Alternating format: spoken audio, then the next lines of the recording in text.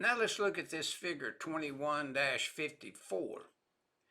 And we're dealing with a Class 1, Division 1 or Class 1 Division 2, and in the classifying the hazardous locations.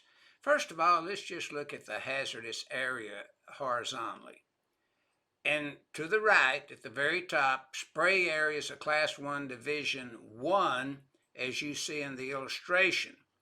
But from that point out to 20 foot horizontally is a Class 1 Division 2. Now we're talking about here permanent spraying. You're going to spray the whole object. It's just not touch-up. You're going to do a complete spray job, and you're in the opening area of a garage or wherever it may be when you apply this rule. Now, next, let's just look at the vertical. And the vertical, the spray area that's Class 1 Division 1, as you see in the illustration. And you can obtain a lot more information when you look at NFPA 33, Chapter 6, and look at Section 6.5.1.